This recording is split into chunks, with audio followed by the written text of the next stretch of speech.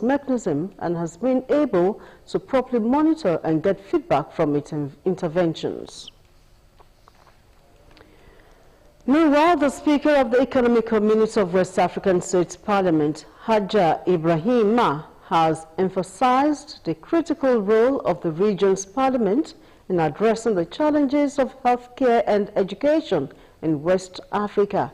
Ibrahima stated this at the localized meeting of the Joint Committee on Health, Education, Science and Culture Committee on Telecommunications and Information Technology and Committee on Industry and Private Sector on the theme Promoting Health Services and Education in West Africa, the role of the ECOWAS Parliament in Conakry, Guinea.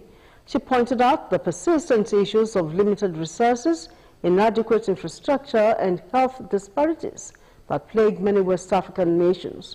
The Speaker urged member states to strengthen local health systems, improve access to care and integrate health education into school curricula.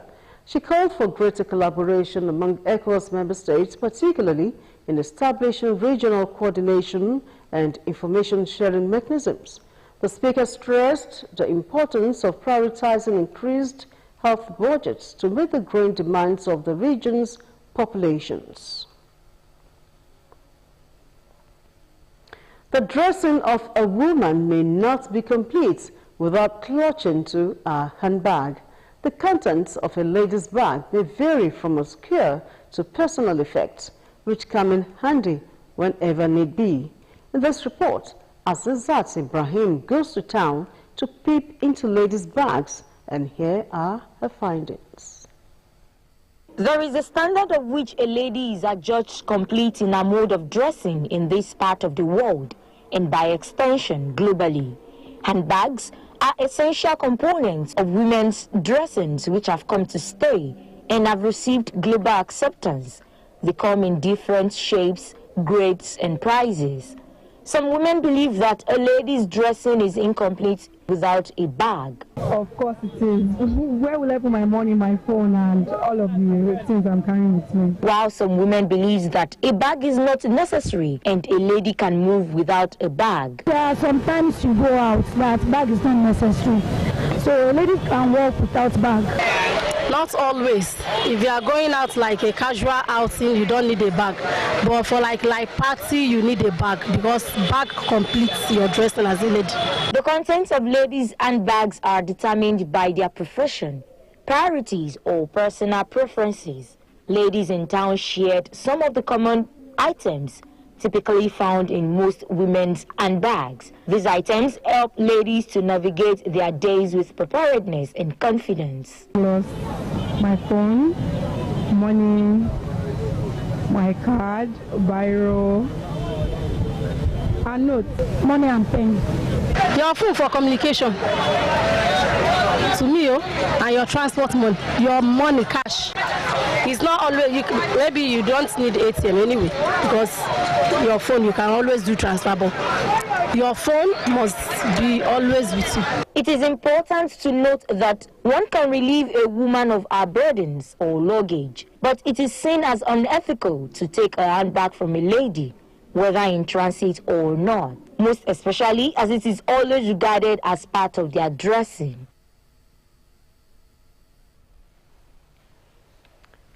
Wow, quite interesting. Moving to other stories, the new Onishi of Ilushe has been installed with a charge for all sons and daughters of the ancient community to support the current administration in Ogun State in its efforts towards taking the Gateway State to an enviable position. Ogun State Governor Prince Dr. Abeokuta, represented by his special advisor on local government and chieftaincy affairs, Honorable Kemi Dada, gave the charge while presenting staff of office to Oba Abimbola Jimo Mafe, the new Onishi of Ilushe in Ogun Waterside local government area of the state. Benga Adekoya's report is presented in this package. All roads lead to the ancient town of Ilushe in Ogun Waterside local government area of Ogun State, as people from different places trooped out in their numbers to witness the installation of new Onishi of Ilushe, Oba Abimbola Jimo, as he ascended the throne of his forefathers. In his welcome address, Professor Segun Awonusi enjoins the monarch to be a bridge builder.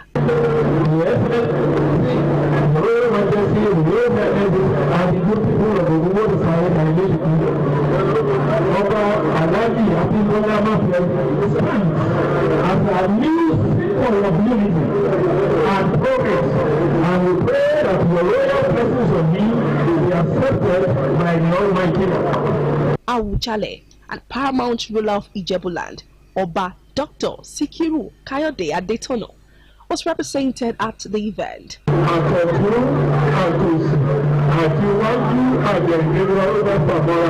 Presenting the staff and other instruments of office to the monarch, the Ogun State Governor Prince Dapo Abiodun, represented by Special Advisor on Local Government and Chieftaincy Affairs, Honorable Razak Dada, charges all sons and daughters of Ilushi to cooperate fully with the new monarch.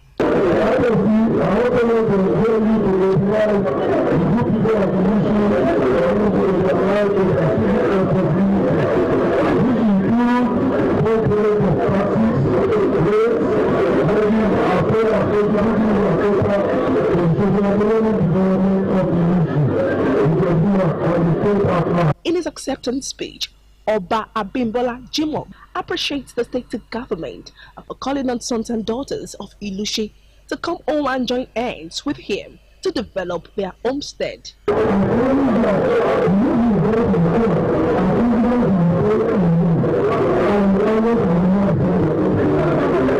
For some eminent personalities who graced the occasion, it is the beginning of new era in Ilushi Ogun Waterside. I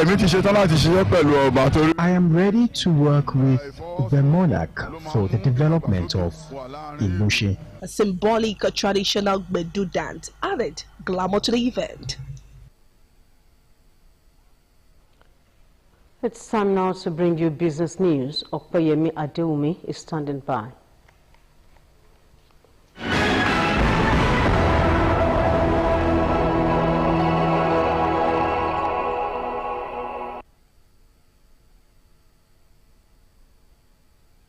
Tonight, Nigerians' debt servicing in the first 7 months of the year rose by 53.63% or $971.47 million to $2.278 billion, up from $1.81 billion recorded in the same period in 2023.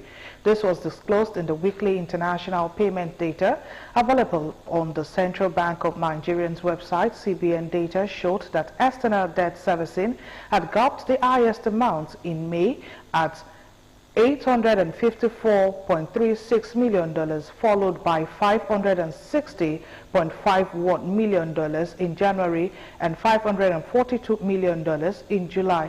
Debt servicing in the other months of February, March, and April has stayed below $300 million, with the lowest amount paid in June 2024 at $50.82 million.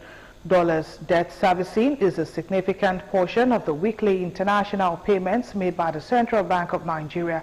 According to the Debt Management Office, Nigerians' debt stood at 121.67 trillion naira as of the end of the first quarter.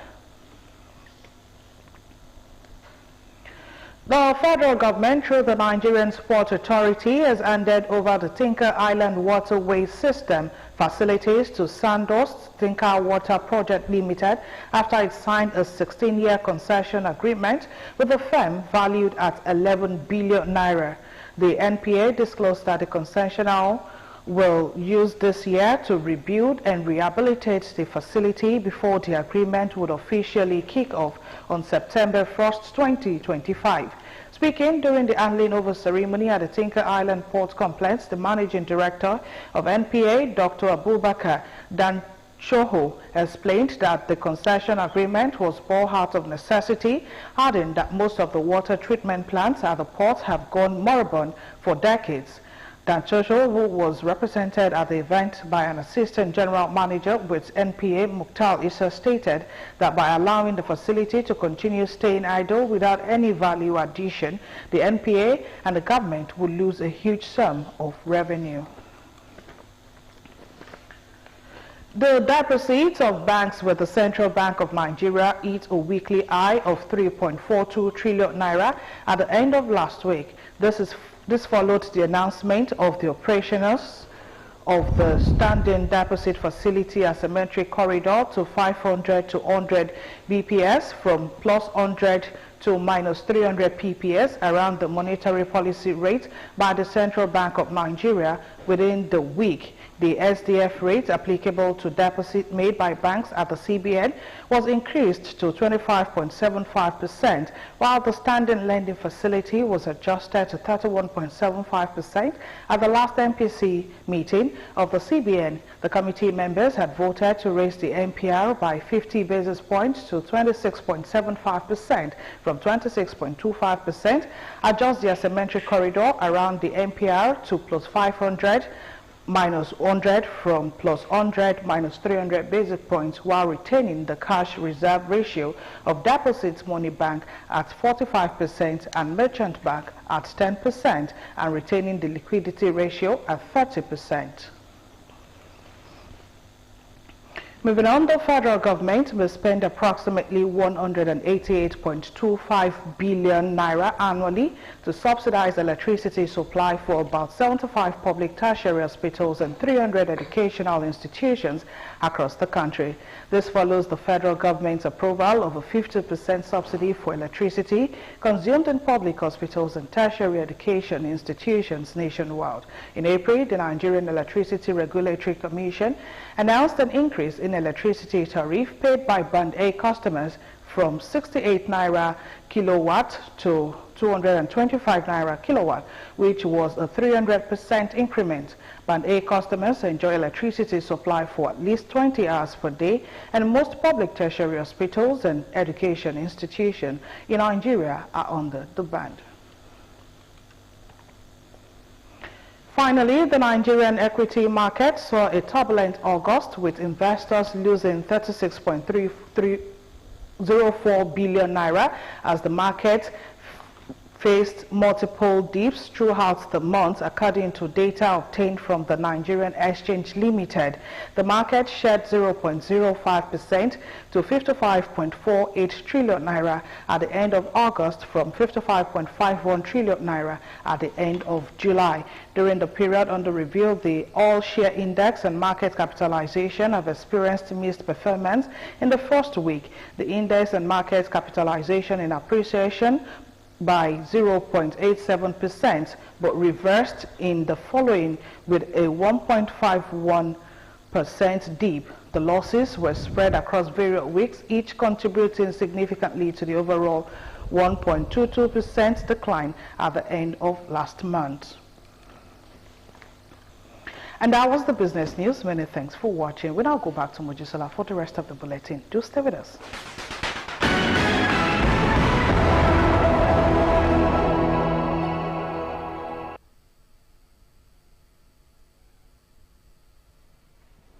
Thank you, Opayemi. It's now time for foreign news.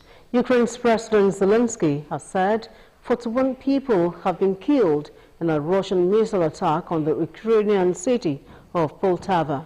Also, Mongolia has been accused of sharing responsibility for Vladimir Putin's war crimes after authorities did not arrest him during an official visit on Tuesday.